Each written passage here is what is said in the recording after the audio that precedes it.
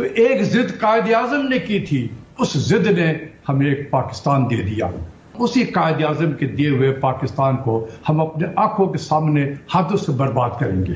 اس کے علاوہ اور کوئی اس کا رزلٹ نہیں ہے. اس وقت کسی اسلام آباد پہ بھارت کی حکومت ہے کہ یا ہمیں دھوپ مار دے گی یا ہمیں بھوک مار دے گی، کہ سیلابی تباہی عوام کے گناہ کا نتیجہ. اور ہمارا سب سے بڑا گناہ، آفت اتنی بڑی آئی ہے، اتنی بڑی آفت آئی ہے، اگر ہم نے توجہ نہیں دی تو چند 100 نہیں، چند 1000 نہیں، ہم کروڑوں لوگوں کو اٹھائیں گے ان کے جنازے.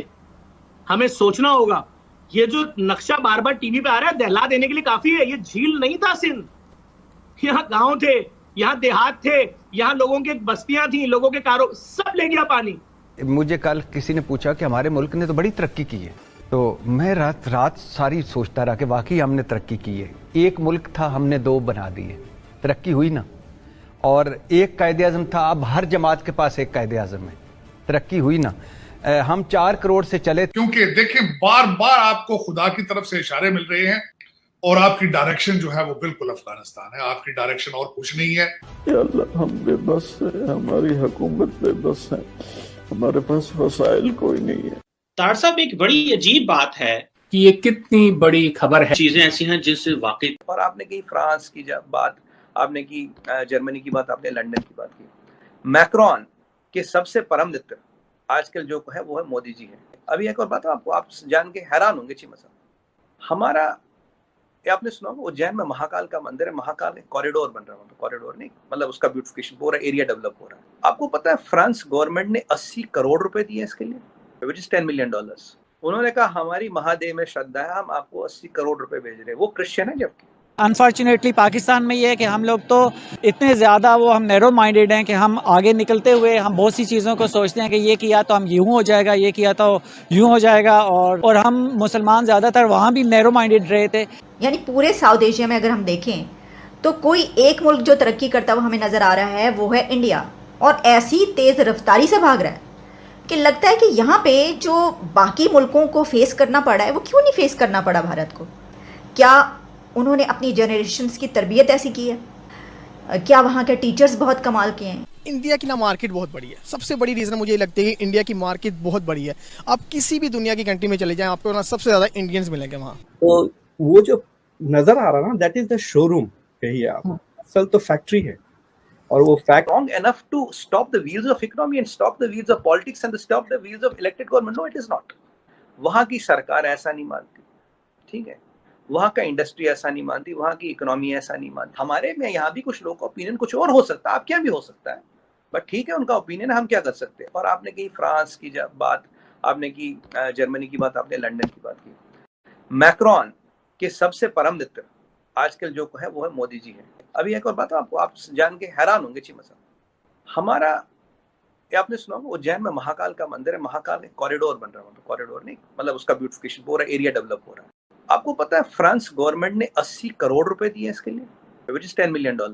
انہوں نے کہا ہماری مہادیو میں شردا ہے، ہم آپ کو 80 کروڑ روپے بھیج رہے ہیں. وہ کرسچن ہے جبکہ. 80 کروڑ روپے انہوں نے وہاں بھیجے. رفیل ہم سے خرید رہے، بزنس ہم سے بنانا ہے، FTA کی بات وہ ہم سے کر رہے. یورپین یونین کی ہیڈ یہاں آئی تھی ہمارے ساتھ FTA کرو. اب لنڈن پہ چلے جائیں، فرانس، جرمنی، UK، یہ 3 بڑی شکتیاں. یورپین یونین ایز سچ، یہ ان کی چاروں کی میں نے بتائی. امریکہ آپ کو پتہ ہی ہے. تو اب یہ جو ایک اکیڈمیشین پروفیسر یا کوئی بھی ہے، ان کی they are entitled to their opinion, but that opinion is not a force which can change the course of things at a geopolitical level. Opinions matter when they can stop the wheels of economy, turn the opinion of political leaders and stop alliances and collaborations. ان تینوں چیزوں میں سے fortunately یہ کچھ نہیں کر پا رہے. باقی کے انڈیویجول ہیں، ان کے اوپینین ہے. ہم کھانے والا کب تک چلے گا؟ کوئی نہیں. کسی نے کہا کہ ہماری تعلیم جو 5 نصابی تعلیم ہے یہ بے ہنر ڈگری والے پیدا کر رہی ہے. کوئی وہ سکھائیں، کوئی نائی کا باربر کا کام سیکھے، کوئی ترخان کا کام سیکھے، کوئی لوہار کا کام سیکھے، کوئی پلمبر بنے. کیا فرق پڑتا ہے یار؟ آپ جرمن پارلیمنٹ میں ایک مرتبہ سروے آیا تھا کہ سارے کے ساروں نے کوئی نہ کوئی ہنر سیکھا ہوا ہے. کوئی بال اچھے کاٹتا ہے، کوئی یہ کرتا ہے. یہ ہوتی ہے کہ وہ پھر بے روزگار نہیں رہتے. بھٹی صاحب حل کیا نظر آ رہا ہے پھر آپ کو؟ مسائل تو بے تحاشا ہیں. پاکستان میں جو آج معاشی صورتحال ہے اس کا بہت گہرا لنک ہے سیاسی عدم استحکام سے. جو اس ملک میں بڑے ایکسٹریم اور بڑے پیمانے پہ جو سیاسی عدم استحکام ہے یہ اس کی وجہ سے ہو رہا ہے. تو ایک ضد قائد اعظم نے کی تھی کہ میں نے ہندوستان کے مسلمانوں کے لیے ایک آزاد مملکت قائم کرنا ہے، چاہے اس کے لیے مجھے جو بھی قربانی دینی پڑے میں کروں گا، اور انہوں اس ضد نے ہمیں ایک پاکستان دے دیا. اب اگر آج کے سیاستداں یا جو بھی پاور ہے وہ بھی اگر ضد میں آ جائے کہ میں نے الیکشن نہیں کرانا ہے، وہ اگست میں ہی جا کے الیکشن ہوگا، تو پھر ہم اسی قائد اعظم کے دیے ہوئے پاکستان کو ہم اپنے آنکھوں کے سامنے ہاتھوں سے برباد کریں گے.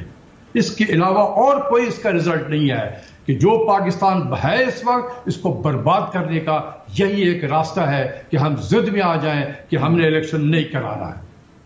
پاکستان اب برداشت نہیں کر سکتا ہے، یہ ملک اس طرح کے سیاسی عدم استحکام برداشت نہیں کر سکتا ہے کہ جہاں سیاستداں ایک دوسرے کے خون کے پیاسے ہو جائیں.